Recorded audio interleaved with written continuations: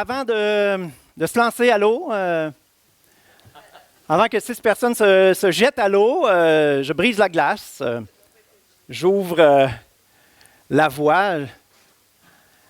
Puis mon but, en fait, c'est qu'on puisse apprécier encore plus ce qu'on va vivre ensemble. On est dans une série ici à l'Église qui s'appelle « Contribuer à rendre ce monde meilleur ». Et j'aimerais vous signifier que ce matin va contribuer à rendre ce monde meilleur. Du monde qui se plonge dans l'eau, ça rend-tu le monde meilleur? Dans 20 minutes, vous allez être convaincus. Et oui, on est dans cette série-là où c'est très actif, très pratique. On parle beaucoup dans notre communauté, de faire une différence, les chrétiens. Il y a de la vie en nous, l'Esprit de Dieu en nous. Jésus nous a donné vie. Alors, c'est supposé produire quelque chose à l'extérieur. Et ce qui est merveilleux, ce qu'on voit, c'est que alors qu'on se met en action, qu'on laisse Dieu agir à travers nous, ça nous amène à revenir à lui, puis il fait une œuvre en nous. Donc, c'est Dieu qui agit des deux façons, à travers nous et en nous. Et les deux participent l'un à l'autre. Donc, la vie chrétienne, c'est vraiment quelque chose de spirituel, quelque chose qui se vit surtout, premièrement, essentiellement, à l'intérieur. Sauf que ça ne laisse pas indifférent, ça ne laisse pas indemne, ça ne nous laisse pas pareil, et ça s'exprime à l'extérieur. C'est pour ça qu'on lit dans Matthieu 5, 16, que votre lumière doit briller aux yeux de tous, afin que chacun voie le bien que vous faites et qu'il loue votre Père qui est dans les cieux. Vous faites du bien parce que Dieu vous a fait du bien. C'est ça le chrétien. Dieu nous fait du bien. Dieu nous aime, alors on aime en retour. On aime Dieu, mais on aime les êtres humains qu'il a créés à son image. Alors notre lumière brille. La lumière de Christ en nous doit briller à travers nous. Et ce matin, ce qui va être extraordinaire, c'est qu'on va pouvoir entendre 6 personnes qui ont accueilli Dieu et que sa lumière brille en eux. Elle leur a donné vie, elle leur donne vie. Et ce matin, ils vont dire qu'est-ce que Dieu fait dans leur vie. Ils vont le raconter. Ils vont highlighter, comment on dit? Highlighter ce que Dieu fait dans leur vie, signifier ce que Dieu, déclarer ce que Dieu fait. Et à travers ça, on va voir que, OK, non, c'est pas juste du bon petit monde qui développe des bonnes valeurs puis des bons comportements. Non. C'est du monde ordinaire comme vous et moi, mais dans lequel un Dieu extraordinaire fait quelque chose de merveilleux. Alors, ça va rendre ce monde meilleur parce que ça va nous ouvrir les yeux à chacun d'entre nous. Ça va nous amener à vouloir vivre davantage ce que Dieu fait dans la vie de ces personnes-là. Dieu agit dans les cœurs et c'est ce qu'on va pouvoir découvrir davantage ce matin. Le titre du message, c'est « Raconter ses merveilles ». Oui, le chrétien expérimente premièrement quelque chose à l'intérieur de lui, une rencontre avec Dieu au plus profond de son cœur. Oui, le chrétien vit ensuite de cet amour-là, de cette inspiration-là, de cette direction de Dieu, suite à l'œuvre que Dieu fait en dedans de lui. Mais après ça, il faut le raconter, il faut aider les gens à le découvrir, ce Dieu-là qui agit dans nos vies. Et la meilleure façon de le faire, c'est tout simplement de raconter ce que Dieu fait. C'est ce que les jeunes vont faire et mon cœur, c'est qu'on puisse le développer chacun d'entre nous aussi. Mais parlons un petit peu du baptême. Qu'est-ce que le baptême? Je résumerai en 3 choses. Le baptême, c'est d'abord un symbole, une image. On ne fait pas juste prendre un bon bain. C'est le symbole, une image de quelque chose de beaucoup plus grand, de beaucoup plus profond. Le baptême, c'est une cérémonie. C'est quelque chose d'officiel. Et c'est une déclaration publique. Quand je parle de déclaration publique, c'est exactement ce dont je parlais, un témoignage raconté devant témoins. Il y a cet élément de témoignage très important. C'est l'aspect le plus important, je dirais, dans le baptême. C'est quelque chose de public, c'est quelque chose qui se fait devant les gens. Mais parlons premièrement de ce symbole, de cette image. C'est l'image d'être plongé en dessous de l'eau, Le mot est plate, puis j'espère que personne n'a eu des traumatismes de ça ou pense à des histoires, mais c'est comme mourir d'une noyade puis vivre une nouvelle vie. L'image est forte, c'est pas rien. On lit dans Romains 6, verset 4. « Par le baptême, donc, nous avons été mis au tombeau avec Christ, avec lui, Jésus, pour être associés à sa mort, afin que tout comme Christ a été ressuscité d'entre les morts par la puissance glorieuse du Père, nous aussi, nous vivions une vie nouvelle. » Mis au tombeau, ça veut dire quoi? En québécois, on dit mort et enterré. Ben, ouais, c'est incinéré souvent, là, mais voyez une belle image ici. Le gars, il est dans un cercueil, mais il est bien vivant. Alors, c'est ce qu'on va voir ce matin, des morts et enterrés, mais plus vivants que jamais. Mais c'est parce qu'il y a quelque chose qui est mort, et là, il y a une nouvelle vie qui prend place. C'est l'image d'un lavage total, complet de Jésus, et une nouvelle vie qui commence. Donc, c'est ça le symbole. Ce n'est pas pour rien, ce n'est pas juste pour le fun. Et c'est quelque chose qui a été demandé à l'Église de continuer de faire encore jusqu'à aujourd'hui. J'ai dit que le baptême, c'était beaucoup comme une cérémonie. Et la cérémonie qui ressemble vraiment le plus à ce qu'est un baptême, c'est un mariage. J'ai pris deux figurants. Là, je voulais prendre un mariage là, au hasard comme ça. Le mariage, c'est toujours un beau couple. C'est...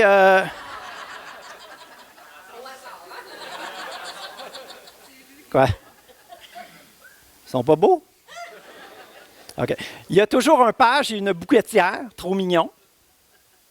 Hein? Ça leur tente pas, ils ne sont pas toujours super certains, là. Être devant des gens, c'est stressant des fois. D'ailleurs, j'aimerais qu'on encourage ceux qui vont témoigner tantôt. Quand ils vont venir, là, on va les encourager bien correctement. Sinon, ils vont avoir l'air de ça. Là. Vous ne voulez pas ça, ça va être long. Un mariage, c'est la fête. Et toute la famille, les amis sont réunis. On veut fêter ça ensemble. Pour vrai, un mariage, c'est vraiment... Qui pleure pas à un mariage? Ça coûte cher de Kleenex, hein? C'est de toute beauté, c'est magnifique, c'est un beau petit couple. Il y a une pureté, il y a une simplicité, il y a l'amour, il y a l'intimité. Puis bien sûr, on ne parle pas juste d'une cérémonie, on parle d'une histoire de vie qui commence, une vie à deux. C'est quelque chose d'extrêmement profond. C'est la relation qui va être la plus profonde, importante, durable tout au long de la vie. On dit les deux deviennent une seule chair. C'est quelque chose de spirituel. C'est quelque chose de total, l'union entre un homme et une femme. Un mariage, c'est une alliance. C'est pour ça qu'on met une bague qu'on appelle une alliance. C'est un engagement. C'est pour ça qu'on signe, comme on signe un contrat. Alors, les deux époux s'engagent. Je promets, jusqu'à ce que la mort nous sépare. Le couple s'engage. Et quand on vient de se marier, c'est difficile de ne pas le raconter. Les collègues, ils goûtent, ils entendent parler. Tout au long de la préparation, puis après la cérémonie. Ça nous déborde du cœur, on veut le raconter. Les voisins, la caissière à l'épicerie peut-être va entendre parler du mariage. N'est-ce pas? Quand il y a une bonne nouvelle, on veut le raconter. N'est-ce pas? Ben oui, pour raconter, c'est merveille. Un autre événement, je pense que c'est les deux événements dans les top plus beaux sur la terre là, que j'évoque, là, les mariages puis les naissances. On a deux photos ici, une qui a quelques heures et une qui a développé un petit peu de capacité athlétique. Non, mais il n'y a pas grand-chose de plus beau qu'un bébé. C'est pur, il n'y a pas de défaut. Moi, j'ai braillé à la naissance de mes deux filles comme aucun autre moment dans ma vie. Pour moi, puis j'ai été infirmier, j'aime la biologie, j'aime la science. Et pour moi, c'est un miracle d'un bout à l'autre. D'un bout à l'autre, il arrive ce résultat-là, tout parfait, tout. tout mignon. C'est wow! J'avais pas d'autre mot que Alléluia. Ça me dépassait. Il n'y avait pas de mots pour ça. Alors, je ne vous raconte pas ça pour vous montrer mes photos. C'était plus facile de prendre les miennes. Puis il n'était pas laid. Mais le baptême, effectivement, ça ressemble beaucoup, beaucoup, beaucoup à une cérémonie de mariage. Un baptême, on va voir une photo. J'ai pris encore une photo au hasard. Elle ne durera pas longtemps, là, mademoiselle. Le couple, hein? Le couple qui se marie, ce n'est pas Gaétan et moi. Ni Gaétan et Maude, ni moi et Maude. C'est Maude et Jésus-Christ. Comme dans un mariage, le duo qui se forme, le duo qu'on officialise l'union. Parce qu'un couple gagne à se fréquenter, faire des cours de préparation au mariage, développer une intimité avant de signer le papier. Hein? Et là, il y a une intimité engagée avec l'aspect sexuel aussi qui commence au mariage, n'est-ce pas? C'est l'idéal de Dieu pour un couple, on y croit. Amen. Et je peux vous attester qu'il y a bien des bénédictions à faire les choses. Dieu veut qu'on fasse les choses dans les règles de l'art. Et de la même façon, un baptême, c'est une cérémonie qui officialise quelque chose qui a déjà lieu. Une nouvelle vie dans quelqu'un, dans un être humain, une connexion avec Dieu, une rencontre avec Jésus-Christ, une liberté qui s'est expérimentée là, un amour qui entre dans le cœur, des transformations qui se passent, une nouvelle vie qui a commencé. Et au baptême, ce qu'on fait, c'est juste de le déclarer, de le célébrer. Et de mettre un genre de sceau, là, tu sais, de moi, là, je veux vivre pour ce Jésus qui est entré dans ma vie. Comme dans un mariage, le reste de ma vie. Je veux vivre ma vie avec ce Jésus qui n'est pas un époux imparfait, une épouse imparfaite comme dans un mariage humain, mais un époux qui est parfait. Parfait. Qui aimerait être marié à quelqu'un de parfait? Il y en a-tu qui disent, ben là, ça serait complexant? Non, non, non, non. Quand il est vraiment parfait, tu fais rien que bénéficier. On a tout à gagner, à tout donner à Jésus. On a tout à gagner à s'engager avec Jésus. On a tout à gagner à laisser toute la place dans nos vies. Le baptême comme un mariage, c'est un engagement. Hein, on a mis une alliance, on a signé un papier. Pourquoi pas s'acheter une bague puis mettre une alliance qui représente votre baptême? Ça serait quelque chose de tout à fait logique, légitime. Ça serait une très bonne chose à faire. Dans 1 Pierre, la lettre de Pierre, chapitre 3, on lit « Le baptême ne consiste pas à laver les impuretés du corps. » Ils ont tous pris une douche, là, il n'y a pas de problème. Mais à s'engager envers Dieu avec une conscience pure. Leur conscience leur dit « Jésus est entré dans ma vie, puis je veux vivre pour lui. » Ils l'affirment du plus profond de leur cœur. Et c'est encore bien plus profond, puissant qu'un mariage terrestre parce que c'est éternel. Et c'est avec quelqu'un de parfait, avec Jésus. Au mariage, on officialise cette union. Si on continue la lecture de ce passage, le baptême ne consiste pas à laver les impuretés du corps, mais à s'engager envers Dieu avec une conscience pure. Personne n'a une conscience pure à 100% humainement, n'est-ce pas? Donc, attends, on va continuer un peu. Tout cela est possible grâce à la résurrection de Jésus-Christ, qui, depuis son ascension, ça veut dire monter au ciel, siège à la droite de Dieu et à qui les anges, les autorités et les puissances célestes sont soumises. Qui peut avoir une conscience pure? Qui a eu une conscience pure comme être humain? Jésus. Le seul être humain qui a réussi à passer au travers de sa vie et peut dire « j'ai une conscience pure », le bébé ne peut pas le dire. C'est vrai que tant qu'il est innocent, il est innocent. Mais Jésus a fait ça, lui, une conscience pure, une vie parfaite jusqu'à 33 ans. Et il aurait pu continuer. Lui avait une conscience pure et il est mort pour toutes les choses qui ont raison d'attaquer notre conscience, de nous faire sentir coupables. de faire qu'on aurait un sentiment de condamnation. Celui qui croit en ce Jésus pur, mort pour nos impuretés, reçoit sa pureté.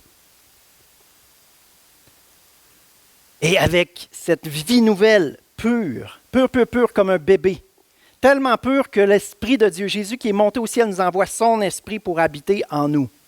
La perfection qui habite en nous.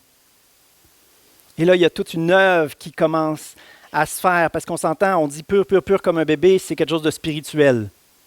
Dans notre âme, dans notre intelligence, dans notre caractère, il reste du travail à faire. C'est pour ça que les témoignages ne seront pas des témoignages de petits êtres humains, tout parfaits, tout beaux, tout mignons. C'est pareil comme un mariage, ils ont donc de l'air parfait, mais il reste de l'imperfection. Il reste du travail à faire.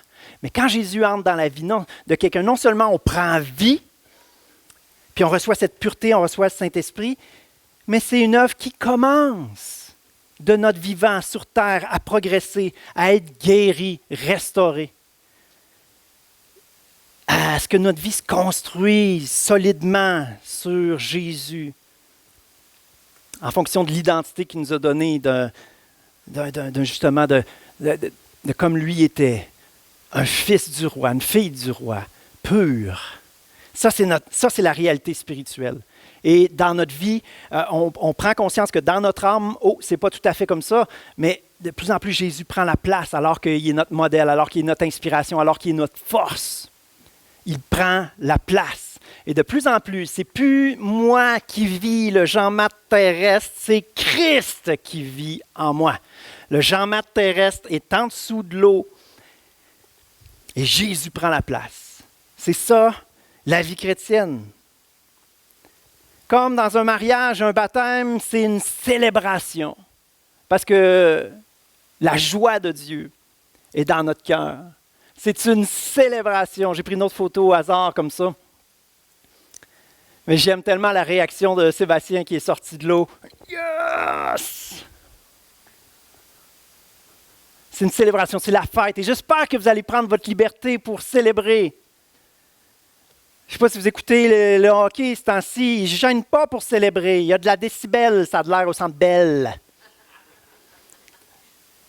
Je prie que Dieu soit honoré dans notre Église à Saint-Honoré, librement, avec exubérance, en partageant l'enthousiasme de Dieu. Là, c'est plus le bassin, c'est le tapis. Mais qu'on puisse vivre cette joie débordante, pareil comme une naissance, réaliser ça, que c'est Dieu qui a donné vie à ces gens-là. Pareil comme un mariage. Waouh, la personne se marie avec un Dieu parfait, Jésus qui se fait notre ami, qui se fait notre frère et qui est l'époux de l'Église. C'est une relation d'intimité profonde. Wow! Une relation éternelle. C'est quelque chose de spirituel. C'est en croyant du cœur qu'on est sauvé. C'est en croyant du cœur en ce que Jésus a accompli. Jésus a porté toutes nos impuretés. Ça, c'est le bricolage que les enfants ont fait la semaine passée.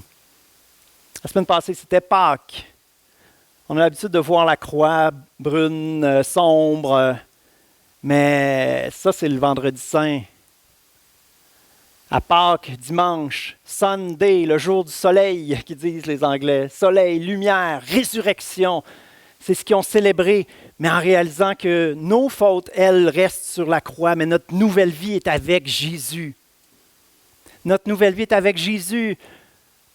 Vous avez été ensevelis avec Christ. Il est allé au tombeau, mais il vit une vie nouvelle. Il est ressuscité. Il est monté au ciel pour que le ciel vienne sur la terre, le ciel soit dans notre vie, pour qu'on puisse commencer à expérimenter le ciel déjà sur la terre. Je demanderais au Placier d'aller chercher les enfants qui vont venir nous rejoindre pour profiter de la fête ce matin.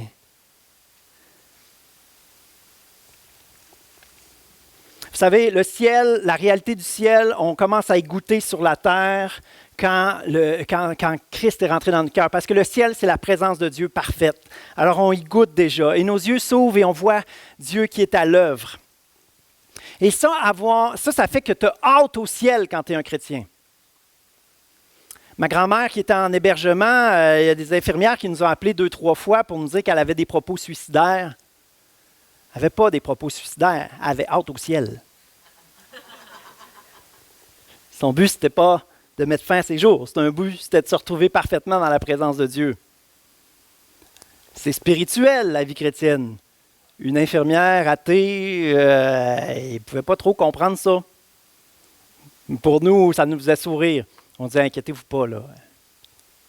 Ça fait 45 ans qu'elle a hâte au ciel. Ça donne l'occasion d'avoir des bonnes discussions. Dans 1 Pierre 1,3, bénissons Dieu, le Père de notre Seigneur Jésus-Christ. Dans sa grande bonté, il nous a fait naître à une vie nouvelle. En ressuscitant Jésus-Christ d'entre les morts, c'est pour que nous ayons une espérance vivante. C'est pour qu'on ait hâte au ciel de notre vivant sur terre, cette anticipation du ciel, ce désir d'être dans la présence de Dieu qu'on vit déjà ici. C'est vivant et c'est une joie qu'il n'y a rien dans ce monde qui peut nous enlever. En résumé, pendant que les enfants viennent nous rejoindre, un résumé, c'est pour récapituler, là. C'est un engagement devant Dieu, pareil comme une alliance, un contrat.